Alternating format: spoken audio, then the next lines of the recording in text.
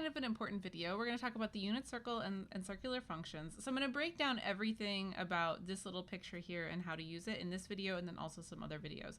So we're going to talk about the unit circle. The unit circle is just a circle, man. That's it. Like game over now. So unit circle, like literally just a circle. It's the equation x squared plus y squared equals 1. So it's a circle with radius 1, and then the center is at the origin. But the unit circle has some very interesting applications to trig. This thing that looks like just your regular circle. Very, very important for trig. Okay, so I want to show how this circle relates back to trig. So let's think about arc length. S equals r theta. Remember, theta is in radians. Okay, what if the radius is 1 in this case? So I just plug 1 into this. Well, then I would just get s equals theta, right? Okay, this is actually kind of interesting. So I want to talk about what this means. S stands for arc length usually, but in this case it also stands for the angle theta when we're talking about the unit circle. So this means there is a relationship between arc length and theta. So back to our unit circle, just to make it clear what that means. So I have this arc length S, and on the unit circle, this arc length is equivalent to theta. That is kind of crazy. So if I had sine of theta, that's equal to sine of s on our unit circle, where again, s is this arc length. So we can see from this formula that there's just this unique relationship between theta and s. Okay, so there's some other interesting things that happen with the unit circle. So I want to think about a couple of standard trig functions we've talked about. Sine of s. So on the unit circle, what does it equal? This creates a really cool result. Okay, so think back like a long time ago, if you're in my class, we talked about the 6 trigonometric functions, and we were talking about it in terms of standard position. And you know, you had to figure out what your x and your y were, and then you had to like use the Pythagorean theorem to figure out this part. We did all this work. Okay, so we're talking about sine. So I want to go back to this formula. Sine of theta equals y over r. So I want to use this y over r. Okay, I could totally create like my little reference angle, and my r right here, I don't have to do any work to figure this out, right? Because I have the unit circle. I know what this is. It's a radius of 1. So boom, r equals 1. Okay, so if I plug 1 into this, check out what happens. If I plug 1 in, I really just have y, right? So I have sine of s equals y. This is kind of an interesting result. This is saying sine of s is equal to this y coordinate right here. That is awesome. Sine of s equals y. All right, so did you absorb how awesome that is? Okay, let's try another. So let's consider cosine of s. So what does it equal? Okay, well, I could refer back to that little handy guide of my trig functions. So cosine was equal to x over r. So I could go ahead and use that in this case. And again, I know that my r is equal to 1. We already discussed that. So if I were to plug that in, then I find this other super interesting result, that cosine of s is equal to 2x. So that is pretty crazy. What this means then is that the y coordinate on the unit circle represents the value of sine of s or sine of theta, and the x coordinate on the unit circle represents the value of cosine of s or cosine of theta. So what we've just kind of stumbled upon is that the unit circle is a faster way to figure out a lot of common trig angles. And I know what you're saying. What? Awesome! Party time! I agree, guys. Bring in the party! Woo! Okay, I get really excited about the unit circle, as you can see, so I'm sorry. Okay, sorry. So, so the unit circle, it makes our life a lot easier. It's a super handy tool. I want to sum up a few things about what we call circular functions. These are really just trig functions, but they are functions that we are thinking of in the context of the unit circle. So instead of saying sine of theta, I say sine of s. So sine of s is equal to y. We already talked about that. And cosine of s is equal to x. We talked about that.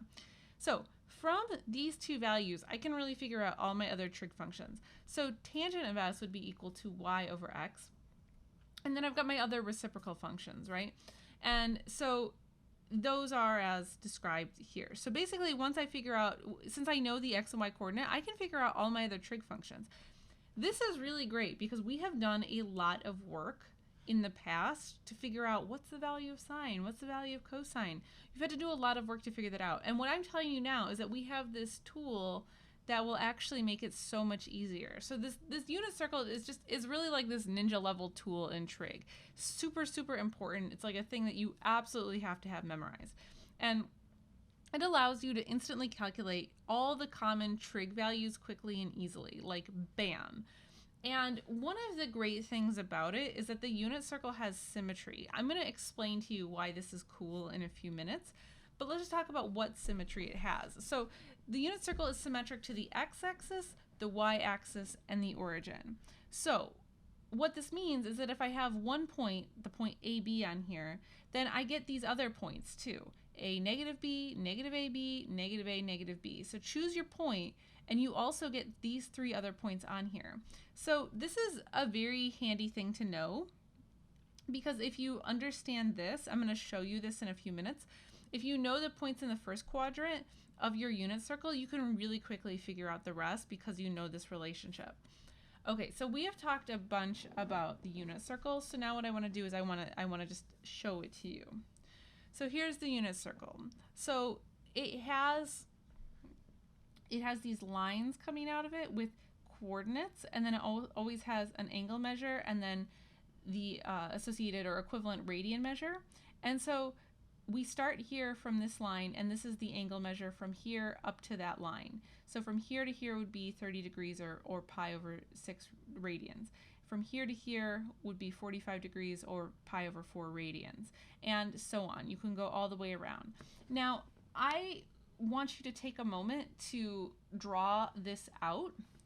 And when you draw it out, what I would recommend that you do is take the time to notice any patterns in the coordinates or anything else that you notice. Try to appreciate that when you draw this. I would hit play when you're ready. Okay, so as you've been drawing this, so I want to just go through how to use this again. So the unit circle takes all these like standard trig measures that we've known in the past, and we've had to do all this work to figure them out. And what it does is it just gives us this really nice device for remembering these things in a much easier fashion. If you know the unit circle, everything else, like all the work that you had to do in the past, it's becomes so much quicker this way. So you've probably noticed that there's only like a couple of points really, or like a couple of numbers that fall into your coordinates. So square root of 3 over 2, 1 over 2, square root of 2 over 2. So those kind of get pushed around the unit circle as you go around. And you'll also notice, so like I said, we have that symmetry thing, right? So if I have 1/2 square root of 3 over 2, I also have negative 1/2 square root of 3 over 2, negative square root of 3, negative 1/2 negative square root of 3 over 2, and then 1/2 negative square root of 3 over 2. So see how this, and this, these are all symmetric, and we're basically just kind of changing up the negative sign.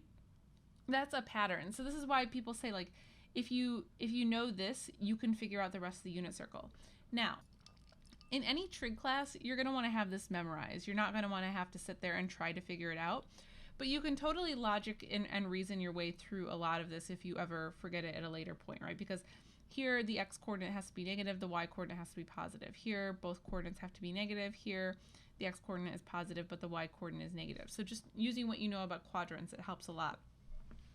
So the unit circle really makes our life a lot easier when we're in a trig class. So once again, I want to point out why. The x coordinates represent the value of cosine, and the y coordinates represent the value of sine.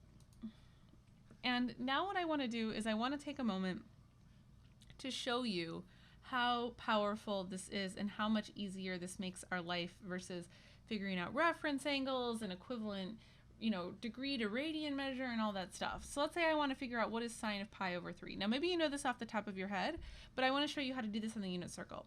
So sine of pi over 3, so what I want to do is I want to look through my radian measures, and here's pi over 3. So here's pi over 3, and I wanted sine, so I just need the y coordinate. So sine of pi over 3 is equivalent to this y coordinate.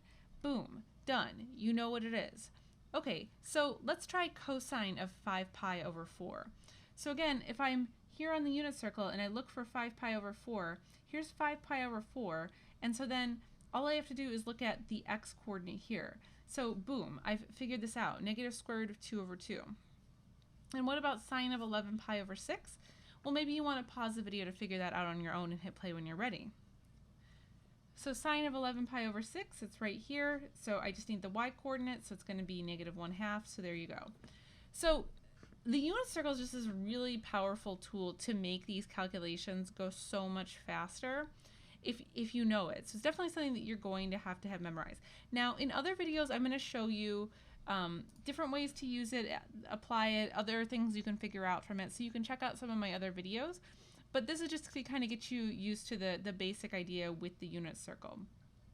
Okay, so if you found that helpful, consider leaving a like or a comment on this video. And otherwise, I'll see you guys in the next video. Thanks for watching.